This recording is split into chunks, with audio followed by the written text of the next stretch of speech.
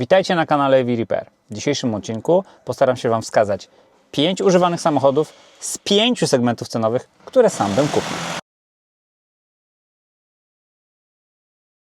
Słuchajcie, przejrzałem ostatnie ogłoszenia na Otomoto. Oczywiście przypominam, na używane, bezwypadkowe samochody o pewnym pochodzeniu. I podzieliłem sobie to na takie 5 segmentów, które są dla Was, zauważyłem, najbardziej interesujące, czyli od 0 do 20 tysięcy, od 20 do 40, od 40 do 60, 60 do 80 i od 80 do 100 tysięcy złotych. Także 5 takich segmentów i z każdego z tych segmentów wybrałem jeden samochód, choć nie było to łatwe, który bym wybrał i kupił dla siebie. Ten pierwszy segment od 0 do 20 tysięcy był dla mnie chyba najtrudniejszy z tego względu, że występowały tam jednocześnie dwa samochody, które mi się w tym segmencie cenowym podobają najbardziej. Czyli trojaczki, cała rodzina trojaczków i Renault Zoe. Ostatecznie wybrałem Renault Zoe. Jednak jak stanąłem sobie koło Renault Zoe, akurat tak szczęśliwie się składa, że mamy tutaj na serwisie teraz Renault Zoe, no to Renault Zoe jest większe, wydaje się ładniejsze i Renault Zoe ma po prostu większy zasięg. Dodatkowo Renault Zoe zostało wyprodukowane dużo więcej niż trojaczków i jest dużo większy zasób wiedzy, dużo większy zasób części zamiennych i po prostu łatwiej te samochody się serwisuje. Więc pamiętając o tym, że jednak w tym segmencie wybieramy samochody dużo starsze, to mój wybór pada na Renault Zoe. Lecimy dalej. Kolejny segment cenowy to 20-40 tysięcy. I tutaj też rzeczywiście wybór był bardzo trudny, aczkolwiek po przemyśleniach, tylko i znowu przypominam, to jest mega subiektywny wybór, co ja bym kupił w tym segmencie, jeżeli chodzi o używany samochód.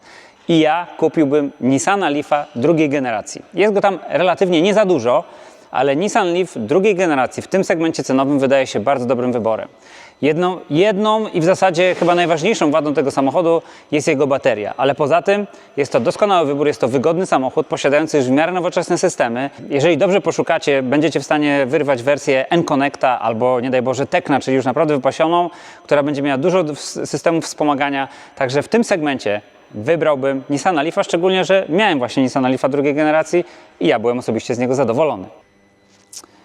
No i trzeci segment cenowy, czyli 40-60 tysięcy. I powiem Wam, im wyżej, jeżeli chodzi o ten zakres cenowy, tym mamy szerszy wybór samochodów. Pojawiają się też samochody nowe, więc trochę zaczyna się mieszać.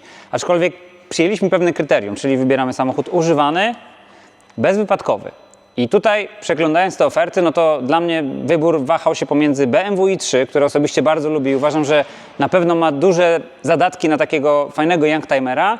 No i oczywiście Nissanem Leafem drugiej generacji, który wygrał poprzednią edycję, czyli ten zakres cenowy od 20 do 40. No i jednak mimo wszystko składałbym się do BMW i3. BMW i3 ma podstawową zaletę, czyli trzyma cenę.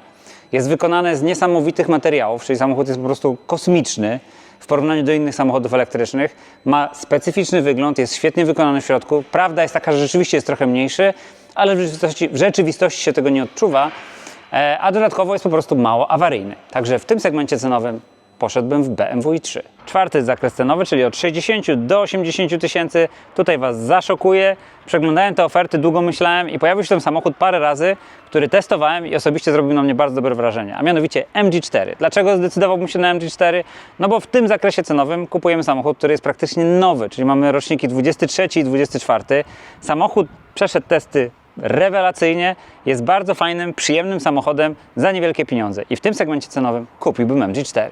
No i zgodnie z Waszymi oczekiwaniami oczywiście pojawi też się Tesla, czyli w zakresie cenowym od 80 do 100 tysięcy oczywiście postawiłbym na Teslę, czyli Tesla Model 3, ewentualnie jeżeli znajdziecie Tesla Model Y. Samochód, który produkowany jest masowo, wszystkie jego bolączki są znane, jest bardzo tani w utrzymaniu, bardzo oszczędny, i wiedza na jego temat, dostępność części jest po prostu gigantyczna. Także tutaj akurat zdecydowanie polecałbym Tesla Model 3, a w najlepszym wypadku Tesla Model Y. Przypominam, że to wszystko jest moja oczywiście subiektywna ocena. To są samochody, które ja bym wybrał w tym segmentach cenowych. Jeżeli macie inne zdanie, to zapraszam do oczywiście kulturalnej dyskusji pod filmem.